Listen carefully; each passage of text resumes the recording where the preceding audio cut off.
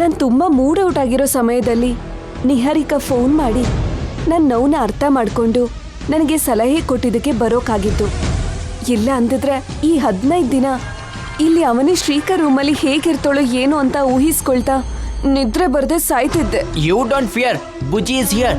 ಈ ತರ ಸಲಹೆ ಕೊಡೋದ್ರಲ್ಲಿ ಬುಜ್ಜಿನ್ ಮೀರ್ಸೋರು ಯಾರು ಇಲ್ಲ. Anyways thank you so much ಅಕ್ಕ. ಥ್ಯಾಂಕ್ಸ್ ಯಾಕೆ ಬಿಡು ಅಲೆಕ್ಯ, ನಾವು ಒಂದೇ ಅಲ್ವಾ. ಆದ್ರೂ ಆಗ್ಲೇ ಏನಾಯ್ತು, ಸಿನಿಮಾ ಸೆಕೆಂಡ್ ಹಾಫ್ ಇವಾಗ ತಾನೇ ಅಲ್ವಾ ಶುರುವಾಗಿರೋದು. ಹೋಗ್ತಾ ಹೋಗ್ತಾ ಟ್ವಿಸ್ಟ್ ಮೇಲೆ ಟ್ವಿಸ್ಟ್ ಇರುತ್ತೆ. ಅವನಿಗೂ ನಮಗೂ ಮಧ್ಯ ತೀವ್ರವಾದ ಸ್ಪರ್ಧೆ ಇರುತ್ತೆ. ಹೋರಾಟ, ಕಲಹ, ಕಾದಾಟ, ಯುದ್ಧ ಸನ್ನಿವೇಶಗಳೆಲ್ಲ ಇರುತ್ತೆ. ಎಲ್ಲದಕ್ಕೂ ಸಿದ್ಧ ಆಗೇ ಬಂದಿದ್ದೀನಿ ಭಾವನವ್ರೆ. 15 ವರ್ಷ ಕಳ್ಕೊಂಡು ಬಂದಿದ್ದೀನಿ. ಈ 15 ದಿನದಲ್ಲಿ ಯಾವುದೇ ತೊಂದರೆ ಬಂದರೂ ತಡ್ಕೊಂಡು ದಾಟ್ತೀನಿ. ಅವನಿಗೆ ಸರಿಯಾಗಿ ಬುದ್ಧಿ ಕಲಿಸ್ತೀನಿ. ಏನೋ ಬುದ್ಧಿ ಕಲಿಸ್ತೀನಂತಿದ್ದಾಳೆ. ಇದೆಲ್ಲ ನಮ್ಮ ಟೀಮೇ. ನೀನ್ ಯಾವ ವಿಷಯನಾದ್ರೂ ನಮ್ಮ ಟೀಮ್ ಜೊತೆಗೆ ಶೇರ್ ಮಾಡ್ಕೊಳ್ಬೋದು. ಅಲೇಖ್ಯ ಅವನಿಗೆ ಬುದ್ಧಿ ಕಲಿಸ್ತೀನಿ ಅಂತಿದ್ದಾಳ ಬಾಬಾ. ಮೊದಲು ನಮ್ಮನೆ ಪರಿಸ್ಥಿತಿನ ಅಬ್ಸರ್ವ್ ಮಾಡು, ಆಮೇಲೆ ಅವನಿಗೆ ಬುದ್ಧಿ ಕಲಿಸೋವಂತೆ. ಸಮಯಕ್ಕೆ ತಕ್ಕ ಮಾತು, ಕಾಲಕ್ಕೆ ತಕ್ಕ ವರ್ತನೆ ಅನ್ನೋ ಹಾಗಿರ್ಬೇಕು. ಇಲ್ಲ ಅಂದ್ರೆ ಅವನಿನೇ ನಿಂಗೆ ಬುದ್ಧಿ ಕಲಿಸ್ತಾಳೆ. ಅರ್ಥ ಆಯ್ತಾ? ನಮ್ಮ ಸ್ಕೂಲ್ಗೆ ಇವತ್ತೇ ಜಾಯಿನ್ ಆಗಿದ್ದಾಳಲ್ವಾ, ಮುಂದೆ ಎಲ್ಲ ಅನುಭವಕ್ಕೆ ಬರುತ್ತೆ ಬಿಡು ವಸಂತ. ನೀವೆಲ್ಲರೂ ನನಗೆ ಸೈನ್ಯದ ಹಾಗೆ ಸಪೋರ್ಟ್ ಮಾಡ್ತಾ ಇದ್ರೆ ಅವನಿನ ತುಂಬಾ ಸುಲಭವಾಗಿ ಸೋಲಿಸ್ತೀನಿ. ನಿನ್ನನ್ನ ನೀನು ಹೇಗ್ ಬೇಕಾದ್ರೂ ಅನ್ಕೋ, ತಪ್ಪಿಲ್ಲ. ಅವನಿ ನಮ್ಮ ಹತ್ರ ಅಷ್ಟು ಸುಲಭ ಅನ್ಕೋಬೇಡ. ಆ ಅವನಿ ನಾರ್ ಸುತ್ತಿರೋ ಬಾಂಬ್ ಇದ್ದ ಹಾಗೆ. ತುಂಬಾ ಹುಷಾರಾಗಿ ಹ್ಯಾಂಡಲ್ ಮಾಡ್ಬೇಕು, ಇಲ್ಲ ಅಂದ್ರೆ ಕೈಯಲ್ಲೇ ಬ್ಲಾಸ್ಟ್ ಆಗುತ್ತೆ. ನಿಹಾರಿಕಾ ನಮ್ಮನೆಗೆ ಬಂದು ಹೊಸದ್ರಲ್ಲಿ ನಿನ್ ಹಾಗೆ ಸ್ಪೀಡ್ ಆಗಿದ್ಲು. ಆ ಸ್ಪೀಡ್ಗೆ ಅವನಿ ಸ್ಪೀಡ್ ಬ್ರೇಕರ್ ಹಾಕಿದ್ಲು. ಅದಕ್ಕೆ ನಿನಗೆ ಮೊದಲೇ ಎಚ್ಚರ ಕೊಡ್ತಿದೀವಿ. ನಿಮ್ಮೆಲ್ಲರೂ ಮಾತನ್ನ ದೃಷ್ಟಿಲಿ ಇಟ್ಕೊಂಡೆ ಶ್ರೀಕರ್ ಲೈಫಿಂದ ಅವನಿನ ಹೊರಗಡೆ ಹಾಕ್ತೀನಿ. ನೋ ವೇಕೆನ್ಸಿ ಬೋರ್ಡ್ ಹಾಕಿಸ್ತೀನಿ. ಹಿಂದೆ ಅವನಿ ಶ್ರೀಕರ್ ನಿಹಾರಿಕಾ ಸಿನಿಮಾ ನೋಡಿದ್ವಿ, ಇವಾಗ ಅವನಿ ಶ್ರೀಕರ್ ಅಲೇಖ್ಯರ ಸಿನಿಮಾ ನೋಡಕ್ ಹೊರಟಿದೀವಿ. Result ಹೇಗಿರುತ್ತೋ guess ಮಾಡಕ್ಕಾಗ್ತಿಲ್ಲ. ಇಂಥ ವಿಷಯದಲ್ಲೂ ಕೂಡ ಎಕ್ಸಿಟ್ ಪೋಲ್ಸ್ ಇದ್ರೂ ಕೂಡ ಚೆನ್ನಾಗಿರ್ತಿತ್ತು. ಅದ್ರ ಅವಶ್ಯಕತೆ ಇಲ್ಲ ಬಾಬಾ. ನನ್ನ ಬುಜ್ಜಿ ಡೈರೆಕ್ಷನ್ ಅಲ್ಲಿ ಅಲೇಖ್ಯ ಅವನಿನ ಈಸಿಯಾಗಿ ಹೊರಗೆ ಹಾಕ್ತಾಳೆ. ನೀವೆಲ್ಲ ನೋಡ್ತಾ ಇರಿ.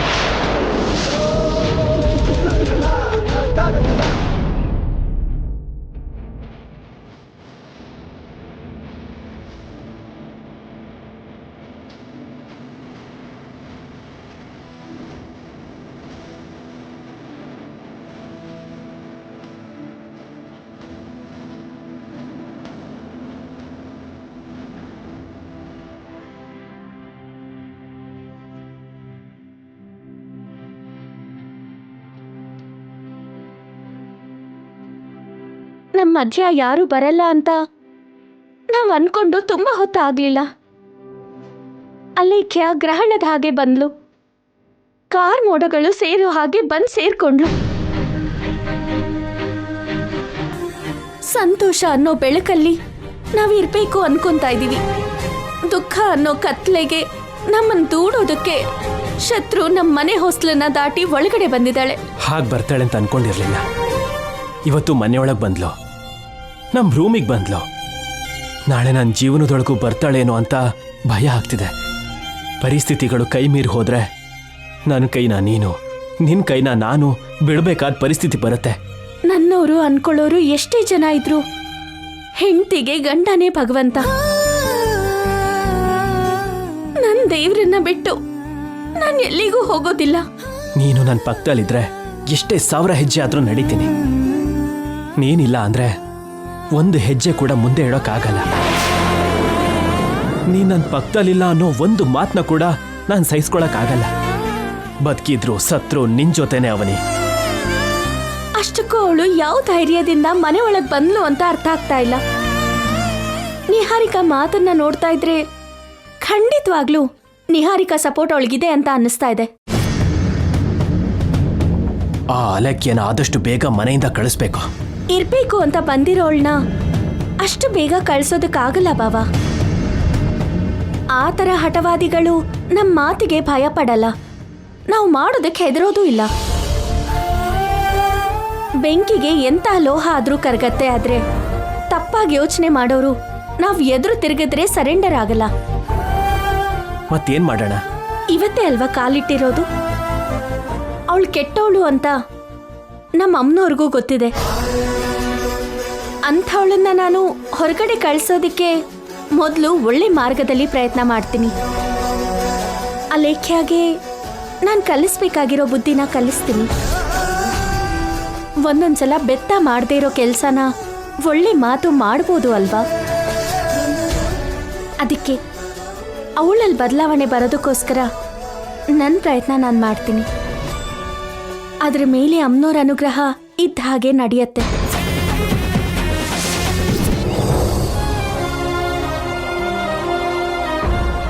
ಅಕ್ಕ, ಹೊಲದ ಹತ್ರ ಹೋಗೋಣ ಅಂತ ಹೇಳಿದ್ದಲ್ಲ, ಹೋಗೋಣವಾ? ಅಕ್ಕ, ಕೇಳ್ತಿರೋದು ನಿನ್ನೆ.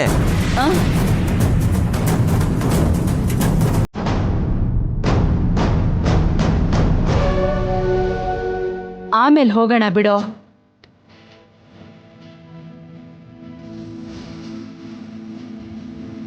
ಏನಾಯ್ತಕ್ಕ? ಏನ್ ಯೋಚನೆ ಮಾಡ್ತಿದ್ಯಾ? ಅಲೇಖ್ಯ ತುಂಬ ನೆನಪಾಗ್ತಿದ್ದಾಳೆ ಕಣೋ. ಆ ಮನೆಗೆ ಹೋಗಿದ್ದಾಳೆ, ಇನ್ನೂವರೆಗೂ ಫೋನ್ ಕೂಡ ಮಾಡಿಲ್ಲ. ಅಲೇಖೆ ಮಾಡಿಲ್ಲ ಅಂತ ನೀನ್ ಯಾಕೆ ಕಾಯ್ತಿದ್ಯಾ? ನೀನೇ ಮಾಡಿ ಮಾತಾಡು. ಮದುವೆ ಮುಹೂರ್ತ ಕೂಡ ಫಿಕ್ಸ್ ಮಾಡಿದ್ದೀರಾ, ಬೀಗರು ಕೂಡ ಆಗೋಗಿದ್ದೀರಾ. ಇನ್ನ ಮನೆಗೆ ಹೋಗೋಕ್ಕಾಗ್ಲಿ ಫೋನ್ ಮಾಡೋಕ್ಕಾಗ್ಲಿ ನಿಂಗೆ ಯಾವುದೇ ತೊಂದರೆ ಇರಲ್ಲ. ನನ್ನ ಮಗಳೇ ಫೋನ್ ಮಾಡಿದ್ಲು ಕಣೋ. ಮಾತಾಡು. ಅಮ್ಮ ಅಲೇಖ್ಯ, ಏನ್ ಮಾಡ್ತಿದೀಯಾ? ನಿನ್ ಬಗ್ಗೆನೇ ಯೋಚನೆ ಮಾಡ್ತಿದ್ದೀನಮ್ಮ. ನಿನ್ ಫೋನ್ಗೋಸ್ಕರನೇ ಕಾಯ್ತಿದ್ದೆ. ನಿನ್ನ ಅತ್ತೆ ಆಗೋರ್ ಮನೆಗೆ ಹೋಗಿದೀಯಲ್ಲ, ಅಲ್ಲಿ ಎಲ್ಲ ಚೆನ್ನಾಗಿದೀಯಾ? ಒಂದ್ ಸಂಬಂಧದ ಮಧ್ಯಕ್ಕೆ ಬಂದಿದ್ದೀನಿ. ಎಲ್ಲ ಯಾಕೆ ಚೆನ್ನಾಗಿರತ್ತೆ? ಸ್ವಲ್ಪ ಟೈಮ್ ತಗೊಳುತ್ತೆ. ಅನುಮತಿ ಇಲ್ದೇನೆ ಹಾಗೆ ಹೋಗಿದ್ದಕ್ಕೆ ವೇದವತಿ ಏನಾದ್ರು ಅಂದ್ರಾ? ಆಲ್ರೆಡಿ ಇರೋ ಚಿಕ್ಕ ಸೊಸೆ ಮೇಲೆ ಅವಳಿಗೆ ತುಂಬಾ ಪ್ರೀತಿ ಇದೆ. ಅದಕ್ಕೆ ಮೊದಲು ನನ್ನ ಮನೇಲಿರೋದಕ್ಕೆ ಒಪ್ಕೊಂಡಿಲ್ಲ. ಸರಿಯಾದ ಸಮಯದಲ್ಲಿ 4 ಬುಲೆಟ್ಸ್ ಅಂತ ಪಾಯಿಂಟ್ಸ್ ಜೊತೆಗೆ ನಿಹಾರಿಕಾ ನನಗೆ ಸಪೋರ್ಟ್ ಆಗಿ ಮಾತಾಡಿದ್ದಕ್ಕೆ ವೇದವತಿಗೆ ಏನ್ ಮಾತಾಡೋದಕ್ಕೂ ಆಗ್ಲಿಲ್ಲ. ಇಲ್ಲಿ ನನಗೆ ಸಪೋರ್ಟ್ ಮಾಡೋದಕ್ಕೆ ಒಳ್ಳೆ ಗ್ಯಾಂಗ್ ಇದೆ. ನನಗೆ ತುಂಬಾ ಖುಷಿ ಆಗ್ತಿದೆ. ಅವನಿ ಜೊತೆ ಹುಷಾರಾಗಿರುವಂತ ಎಚ್ಚರಿಕೆ ಕೊಡ್ತಿದ್ದಾರೆ. ಎಲ್ಲರಿಗಿಂತ ಹೆಚ್ಚಾಗಿ ನಿಹಾರಿಕಾ ಸಪೋರ್ಟ್ ಇದೆ. ಅಮ್ಮ ನನ್ನ ಪಕ್ಕದಲ್ಲೇ ಇದ್ದಾಳೆ, ಮಾತಾಡು. ಚೆನ್ನಾಗಿದ್ದೀರಾ ರುದ್ರಾಣಿ ಆಂಟಿ? ಅಲ್ಲಿ ನನ್ನ ಮಗಳು ಚೆನ್ನಾಗಿದ್ರೆ ನಾನಿಲ್ಲಿ ತುಂಬಾ ಚೆನ್ನಾಗಿರ್ತೀನಿ. ನಾನಿರ್ಬೇಕಾದ್ರೆ ನಿಮ್ಮ ಅಲೇಖ್ಯಾಗೆ ಯಾವುದೇ ರೀತಿ ಸಮಸ್ಯೆನೂ ಬರಲ್ಲ. ನಾನು ನೋಡ್ಕೋತೀನಿ.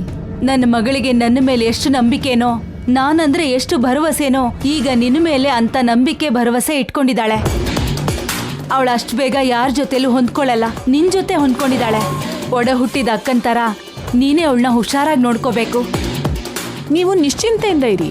ನೀವಿಬ್ರು ಅಕ್ಕ ತಂಗಿರಾಗ್ತೀರಾ, ಅದಕ್ಕೆ ನೀವು ಯಾವಾಗಲೂ ಹೀಗೆ ಅನ್ಯೋನ್ಯವಾಗಿರ್ಬೇಕು. ಸರಿ ಆಂಟಿ. ನಾನು ಕೂಡ ಸಾಧಾರಣವಾಗಿ ಯಾರ ಜೊತೆನೂ ಹೊಂದ್ಕೊಳ್ಳಲ್ಲ. ನಾವಿಬ್ರು ಹೇಗೋ ಒಂದಾಗ್ಬಿಟ್ವಿ. ನಿಮ್ಗೇನಾದ್ರೂ ಸಮಸ್ಯೆ ಬಂದ್ರೆ ಹೇಳಿ, ಇಡೀ ಊರ್ನೇ ಕರ್ಕೊಂಡು ಬಂದ್ಬಿಡ್ತೀನಿ. ಅಲ್ಲಿವರೆಗೂ ಎಲ್ಲ ಬರೋದಕ್ಕೆ ಬಿಡಲ್ಲ. ಇಡ್ತೀನಿ. ಸರಿ ನಿಹಾರಿಕಾ. ಅಮ್ಮ ನಾನು ಆಮೇಲೆ ಮಾಡ್ತೀನಿ.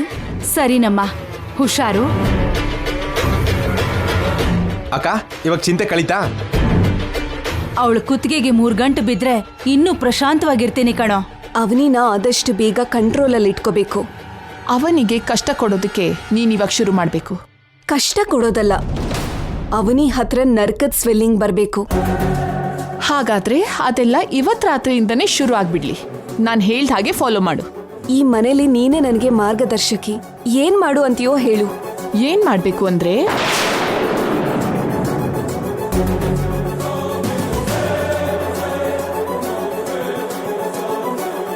ಅರ್ಥ ಆಯ್ತಾ? ಸ್ಕೂಲಲ್ಲಿ ಪಾಠ ಮಾಡೋ ಟೀಚರ್ಗಿಂತ ಅದ್ಭುತವಾಗಿ ಹೇಳ್ದೆ. ಹಾಗಾದ್ರೆ ನಾನು ಹೇಳಿದ್ದನ್ ಮಾಡು. ಸರಿ.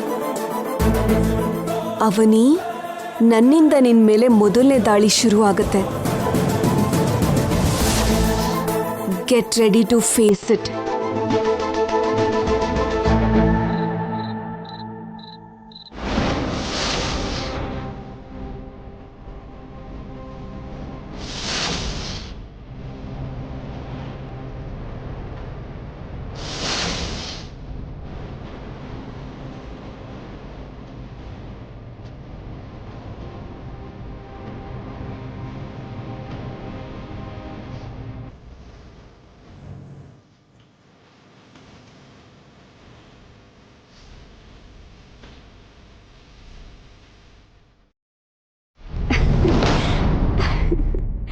ಏಯ್ ಬಿಡು ಆಹಾ ಬಿಡು, ನಾನು ಬಿಡಲ್ಲ. ಮರ್ಯಾದೆಯಿಂದ ಬಿಡು ಬಿಡು.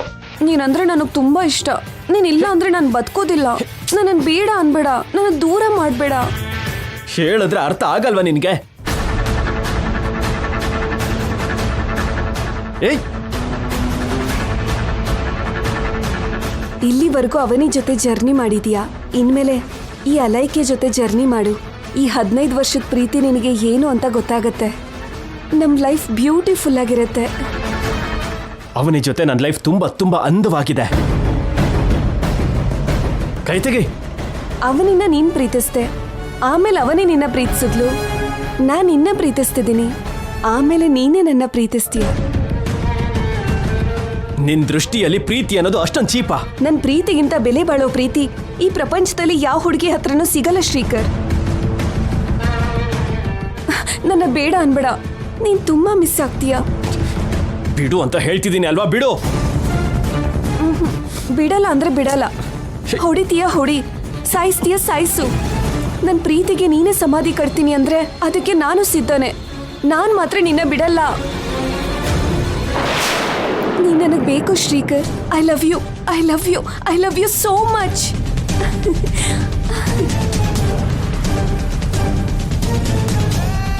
ಶ್ರೀಕರ್, ಶ್ರೀಕರ್, ಶ್ರೀ ಶ್ರೀ ಛೇ, ಇದೆಲ್ಲ ನನ್ನ ಭ್ರಮೇನಾ? ಪದೇ ಪದೇ ಭ್ರಮೇಲೆ ನಿನ್ನನ್ನು ನಾನು ತಪ್ಕೋತಿದ್ದೀನಿ. ರಿಯಲ್ ಆಗಿ ಯಾವಾಗ ತಪ್ಕೋತೀನೋ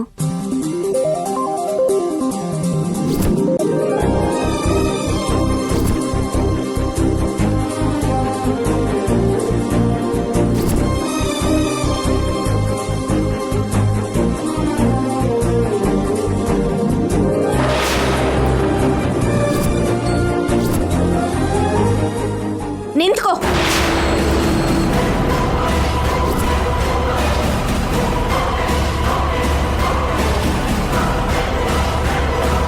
ಫೋಟೋನ ಟಚ್ ಮಾಡ್ದೆ ಅಂದ್ರೆ ಕೈ ಮುರಿಯತ್ತೆ.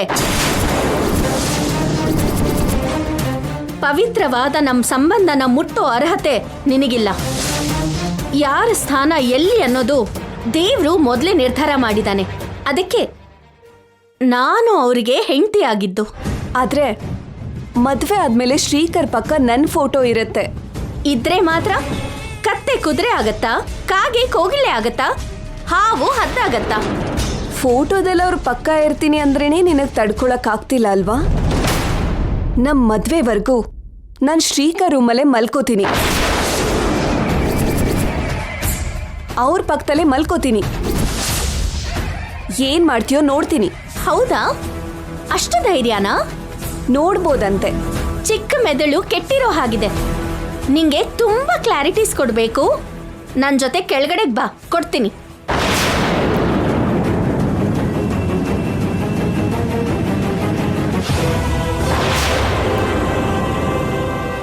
ಏನ್ ಕ್ಲಾರಿಟಿ ಕೊಡ್ತೀಯಾ? ಅತ್ತೆ, ಮಾವ, ನಿಹಾರಿಕಾ, ಕೃಷ್ಣ ಬಾವ, ಎಲ್ಲರೂ ಒಂದ್ಸಲ ಇಲ್ಲಿಗೆ ಬನ್ನಿ.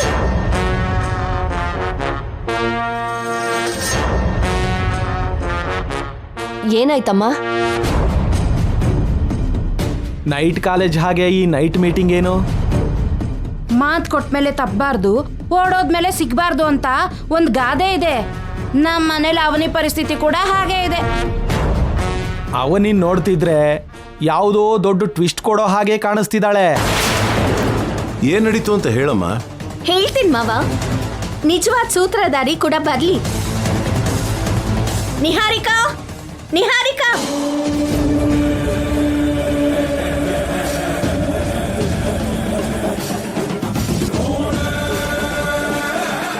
ಏನ್ ನಿನ್ ತಲೆನೋವು?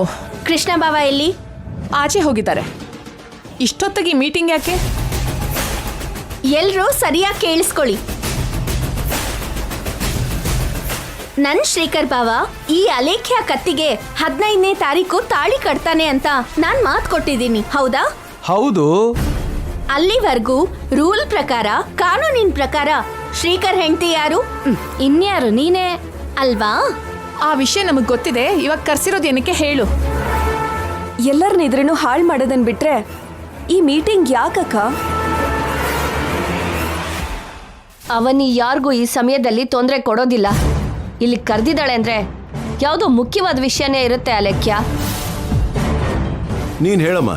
ಮದ್ವೆಗೂ ಮುಂಚೆ ಅಲೇಖ್ಯ ನಮ್ಮನೇಲಿರೋದು ತಪ್ಪು ಅಂತ ನಾನು ವಾದಿಸಿದ್ರೆ ಈ ಕಡೆಯವರೆಲ್ಲ ತಪ್ಪಲ್ಲ ಅಂತ ವಾದಿಸಿ ಗೆದ್ದುಬಿಟ್ರು. ಓಕೆ, ತಪ್ಪು ಅಲ್ಲ ಅಂತಾನೆ ಒಪ್ಕೋತೀನಿ. ಆದ್ರೆ ಮದ್ವೆಗೂ ಮುಂಚೆ ಅಲೇಖ್ಯ ನನ್ನ ಗಂಡನ ಬೆಡ್ರೂಮಲ್ಲಿ ಇರ್ತೀನಿ ಅನ್ನೋದು ತಪ್ಪಾ ಅಲ್ವಾ?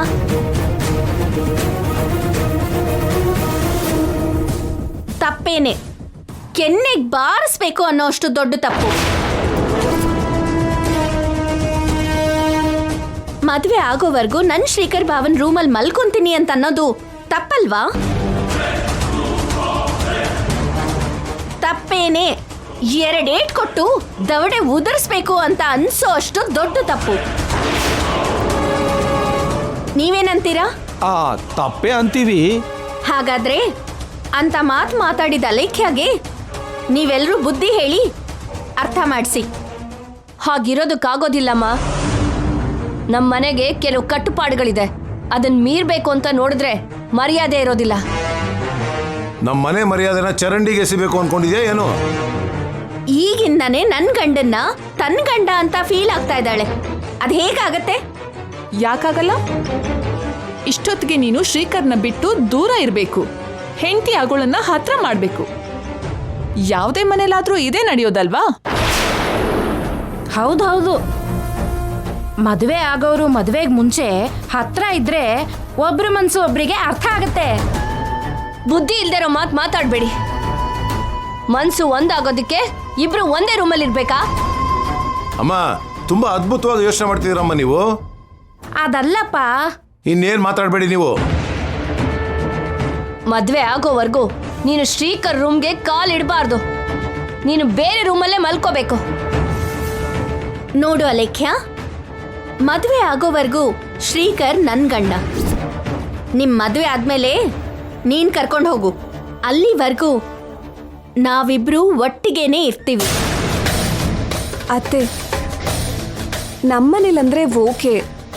ಇಲ್ಲಿ ನಾನು ಒಂಟಿಯಾಗಿ ಹೇಗೆ ಮಲ್ಕೊಳಕ್ಕಾಗತ್ತೆ? ಮೊದಲೇ ನನಗೆ ಭಯ. ಒಂಟಿಯಾಗಿ ಮಲ್ಕೋ ಅಂತ ಯಾರು ಹೇಳಿದ್ರು? 15ನೇ ತಾರೀಕ್ವರೆಗೂ ನಿಹಾರಿಕಾ ಪಕ್ಕದಲ್ಲೇ ಮಲ್ಕೋ.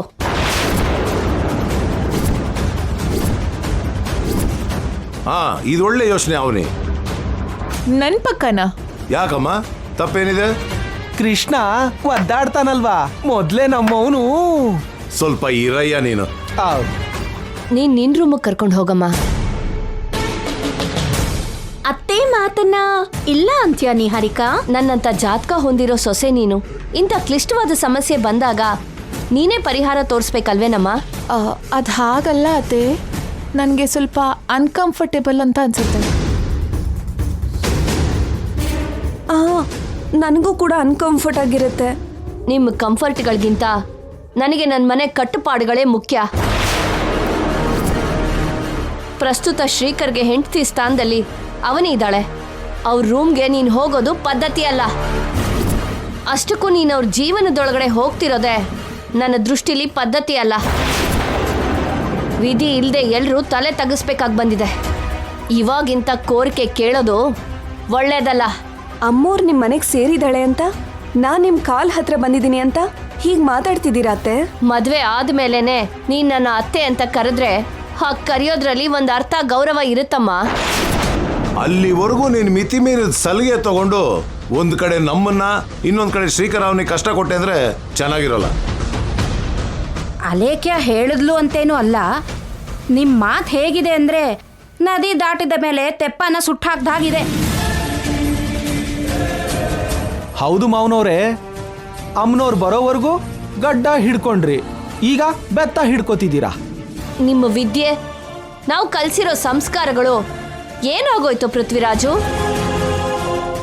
ಯಾಕಿಷ್ಟು ಕೀಳು ಮಟ್ಟದ ಮಾತಾಡ್ತಿದ್ದೀರಾ? ಇನ್ಯಾರು ಏನು ಮಾತಾಡೋಕೆ ಹೋಗದೆ ವೇದವತಿ ಹೇಳ್ದಂಗೆ ಮಾಡಿ.